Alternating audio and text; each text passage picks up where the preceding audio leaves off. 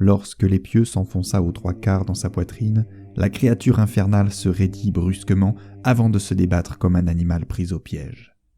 Un cri de douleur strident, qui résonna alentour dans l'immensité obscure des galeries souterraines, jaillit de sa gueule béante en même temps qu'un geyser de sang putride.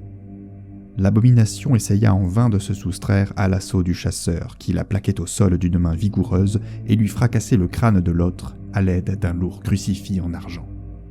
Elle était perdue, ce n'était plus qu'une question de secondes.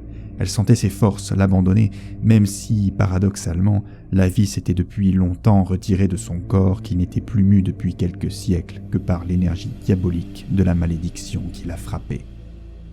Son hurlement de souffrance se transforma en un gémissement désespéré, pour se terminer en un râle plaintif de moribond. Emportée par un dernier soubresaut de combativité, la chose monstrueuse se cambra et tendit ses bras décharnés et tremblants vers le visage du chasseur qu'elle ne parvint même pas à atteindre. Ses yeux chassieux, injectés de sang, se rivèrent soudain à ceux de son bourreau, et une expression fugitive de regret sembla y luire l'espace d'un instant. Le gentilhomme qui dansait et s'amusait avec légèreté quelques minutes auparavant était devenu méconnaissable sous ce masque répugnant de vampire qui n'exprimait plus que haine et violence.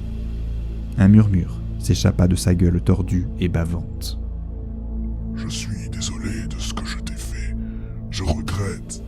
Vraiment. » Il s'étrangla finalement dans un borborigme avant que son enveloppe charnelle ne se transforme en cendre, comme sous l'effet d'une combustion spontanée qui dégagea dans l'air glacial une odeur pestilentielle.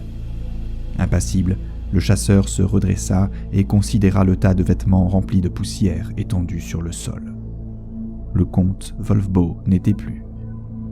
D'un geste, il rabattit sur sa tête son capuchon et s'engouffra d'un pas rapide dans le tunnel, regagnant la surface et la compagnie des humains.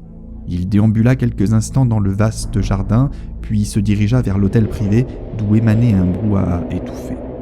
À l'intérieur, le bal donné par Madame de Mireville battait son plein.